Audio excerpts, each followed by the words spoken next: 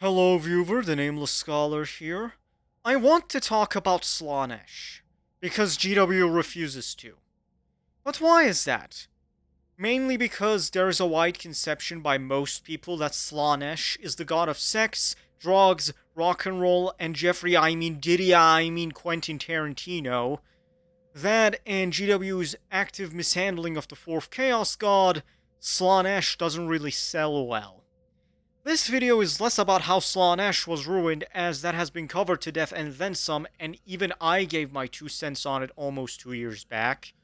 However, because of this negative reception and Slaanesh generally being associated with what most of the world considers taboo, people don't really talk about Slaanesh, because they either don't see it or choose not to. And if nobody is going to say it, then I will!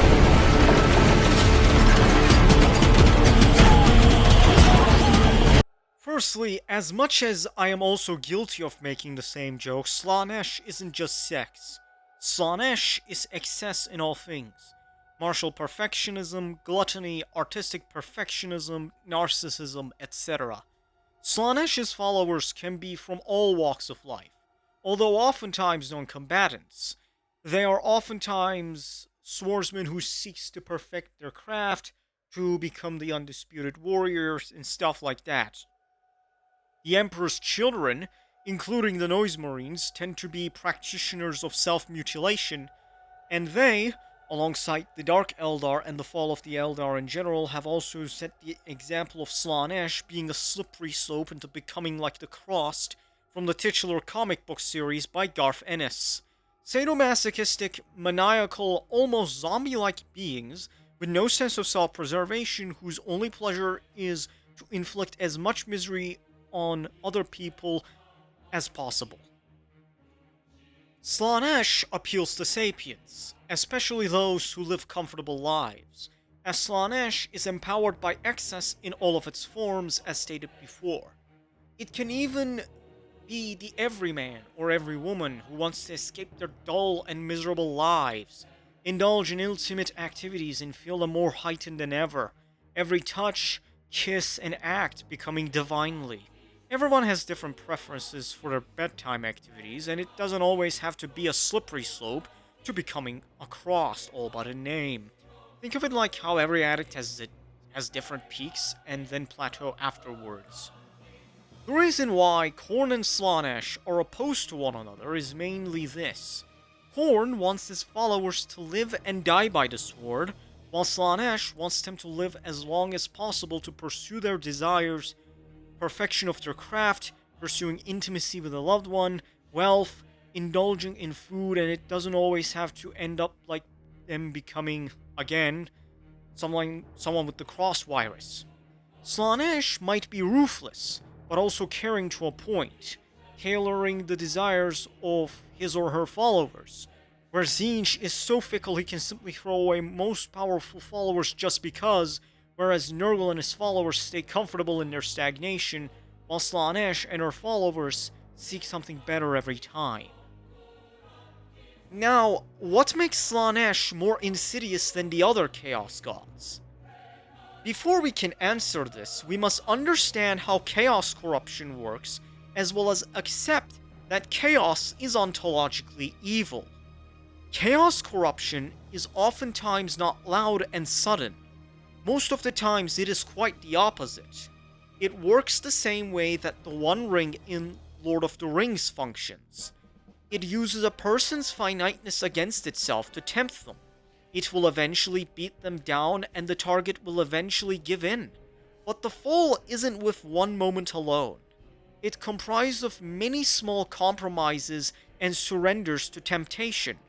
With every step, the soul becomes more and more compromised. At first, the person is still themselves prior to starting to fall. However, the moment that they first gave into temptation, that is when their souls get compromised. And as time goes on, they will do things that they usually wouldn't do. Whether they never thought of it, or even hated it, they find themselves doing so and are aware of it. But at some point, the allure becomes irresistible. And that sets up the point of no return. What they love changes. What they see, what is within them changes. And when they cross the Rubicon, and when it comes to the time to choose between damnation and salvation, they choose damnation willingly. And from that point on, they no longer have a free will. And they think that whatever they did to get there, whatever they were doing, was all worth it in the end. That is how one falls to chaos. It is a Faustian bargain that is usually stretched through one small temptation after another. The term Faustian comes from the novel Faust by Johann Goethe, where the titular character Johann George Faust makes a deal with the devil of Christianity. At the exchange of Faust's soul, the devil grants him unlimited knowledge and worldly pleasure. Now let's apply that to Slaanesh. One temptation after another. A soul slowly descends into damnation through sensualism. One act after another. Normal acts become ecstatic. Life feels fulfilling, but then they start feeling dull. So the soul starts seeking more acts that will grant higher pleasures, and it will continue and continue, escalate endlessly. There will be moments that the corruption of the soul will progress within them. Withdrawals are horrible, severe headaches, and general restlessness, irritation, and frustration. But mainly when they join a pleasure cult, when the mark of Slaanesh is etched onto their skin. That is the point of no return, and then it is all a plunge into a perfume-scented abyss. But you all probably know all of this, so what if I told you that this isn't even the actual terrifying part? That this is all a long setup for me to explain the real terror. And I'm not even done with setting it up. You see, back to the real world for a moment. Let's take pickup artists and players and promiscuous people. You will never meet one happy player or someone who is promiscuous. If they say they are happy, they are lying and they are using hedonism to drown out the emptiness within themselves, because deep down, they aspire for nothing but worldly pleasures. Now you might say, but Scholar, this is also just Slaanesh, and people like this has existed since the dawn of time. True, but what makes Slaanesh terrifying is this. By becoming the patron of the soul, Slaanesh fills that emptiness within man with excess and pleasure, and makes it fulfilling. This emptiness is something that has been known since time immemorial. The desire to believe in something greater than oneself, to pursue a higher goal. The book of Ecclesiastes from the Old Testament is a perfect example of this. According to the Old Testament, King Solomon was the wisest man to have ever lived, especially for his age. When he became king after King David, he prayed to God and wished from him his wisdom, and God granted it. However, with this wisdom, Solomon became arguably the most successful ruler of the nation of Israel.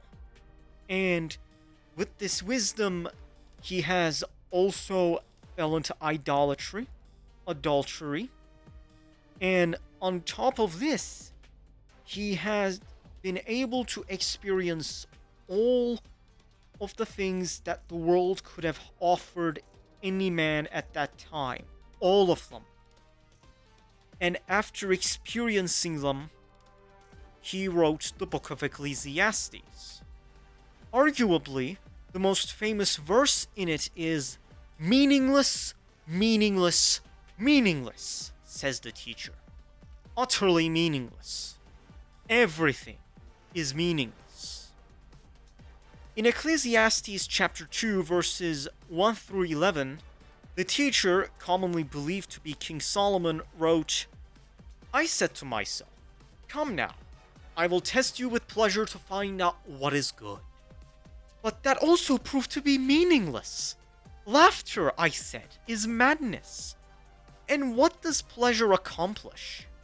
I tried cheering myself with wine and embracing folly, my mind still guiding me with wisdom. I wanted to see what was good for people to do under the heavens during the few days of their lives. I undertook great projects. I built houses for myself and planted vineyards. I made gardens and parks and planted all kinds of fruit trees in them. I made reservoirs to water groves of flourishing trees. I bought male and female slaves and had other slaves who were born in my house. I also owned more herds and flocks than anyone in Jerusalem before me. I amassed silver and gold for myself, and the treasure of kings and provinces. I acquired male and female singers, and a harem as well, the delights of a man's heart. I became greater by far than anyone in Jerusalem before me. In all this, my wisdom stayed with me. I denied myself nothing my eyes desired. I refused my heart no pleasure. My heart took delight in all my labor, and this was the reward for all my toil. Yet when I surveyed all that my hands had done and what I had toiled to achieve, everything was meaningless, a chasing after the wind. Nothing was gained under the sun. Unquote. Here, King Solomon talks about how earthly pleasures are ultimately meaningless, because they can never truly fulfill a man. But that is not all, because in Ecclesiastes chapter 5 verses 10 through 12, it reads, quote, "Whoever loves money never has enough. Whoever loves wealth is never satisfied with their income." This too is meaningless. As goods increase, so do those who consume them. And what benefit are they to the owners except to feast their eyes on them? The sleep of a laborer is sweet, whether they eat little or much, but as for the rich, their abundance permits them no sleep. Unquote. Here, it explains that good material conditions are not enough to fulfill a human being, because according to Christian theology, there is a desire for something everlasting within a man's heart. Most people in layman's terms explains this as, quote, "every person has a God-shaped hole in their heart that only God can fill," unquote. In Ecclesiastes chapter 3 verse 11 it reads, quote, "He has made everything beautiful in its time. He has also set eternity in the human heart. Yet no one can fathom what God has done from beginning to end," unquote. Meaning that the basic need to believe in something greater than oneself is very much real, and it is why all functional human societies were religious, as it was religion that filled that void. What both Judaism and Christianity teaches is that the infinity that is mentioned can only be filled by God, which humanity is in the image of. For man was also created to have a relationship with his creator, no matter how asymmetrical that relationship is. In Deuteronomy chapter 8 verse 3 it reads, "Man does not live on bread alone, but on every word that comes from the mouth of the Lord." How this ties to Slaanesh from Warhammer is that Warhammer has a completely different ethos, logos, and telos than Christianity. However, if we agree that humans have a basic need to believe in something greater than themselves, which they do, but that is a topic for another video, hint hint, in Warhammer, Slaanesh can not only feel that infinity within man's heart, but also make all the worldly pleasures start to truly fulfill the soul, for their pursuit is how one worships Slaanesh. This is what makes Slaanesh terrifying. Humans are finite beings. We are mortal. We get hungry. We get thirsty. We want to reproduce. And we want our lives to mean something. Some, like hedonists and Epicureans, try to find meaning through pleasure, but it is never enough for them. But what if it was? What if worldly pleasures and wealth could fulfill you? That endless escalation in the name of Slaanesh was spiritual growth, for lack of a better word. All for the low price of selling your soul to an ontologically evil being. The Dark Prince of Pleasure fills that eternity within your heart, and your spiritual journey will become that of pursuing worldly sensations. At first, it seems to be an ascension to you. That is why the path to apotheosis is called the path to glory. For those not in the know of chaos, it is a descent into depravity.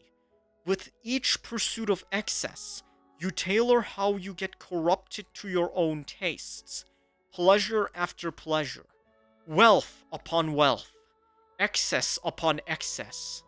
It is you who prepare the very conditions in which you will willingly pledge your allegiance to Slaanesh. Because deep down, with your consent, Slaanesh has reordered your love. You love the pleasure, the wealth, the excess Slaanesh brought to you more than anything else in the world. And you cannot dethrone what you love the most. You just can't. And by filling that eternity within your heart, Slaanesh makes sure that you will love the Dark Prince with all your heart, with all your soul, and with all your strength.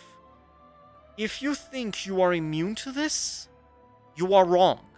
King David was not immune to it. Samson was not immune to his lust. And Slaanesh will wear you down with what you want most, and when your finiteness is too much, you will accept, even as you know that damnation is eternal. King David and Samson had a chance of redemption. With chaos, you don't. For chaos destroys your free will. And even if you somehow rebel, at best you can only save your soul and not your body. But almost always, your soul belongs to the one whom you sold it to willingly. Because when you did it, you deep down already wanted what they offered more than anything else in the world. By the end, what will remain of you will be a depraved being that only looks like a human.